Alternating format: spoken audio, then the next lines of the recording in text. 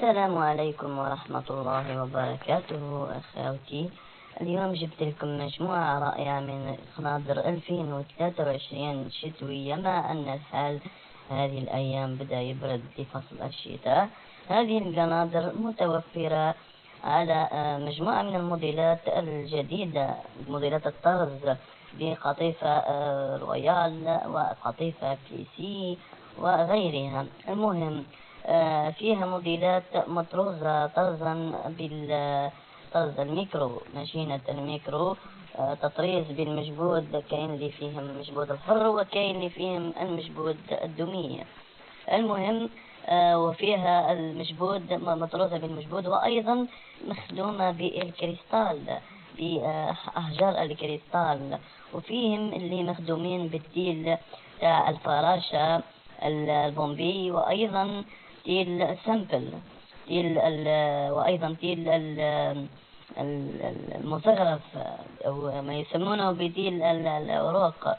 وفيها موديلات أخرى جديدة إن شاء الله سوف تعجبكم وتنال إعجابكم، وسوف إن شاء الله تقومون بتخييطها لمناسباتكم الشتوية ولأفراحكم الشتوية، وأيضا الجلسات الليلية الشتوية. مهم موديلات رائعة تحتاج إلى التخييط وإلى الإنجاز ونقل من أمهر الخياطات، وسنوافيكم إن شاء الله في الأيام القادمة بموديلات رائعة جدا.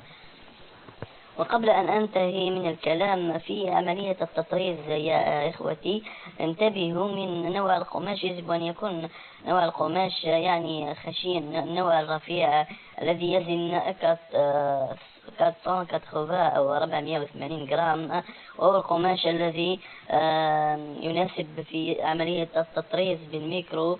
لذلك ذلك القماش قد يتمزق، القماش العوالي كما يقولونها قد يتمزق عند التطريز وقد يتفزر. المهم كما تسمونها أنتم في مناطقكم. وفي الأخير صلى الله وسلم على نبينا محمد وعلى آله وصحبه أجمعين.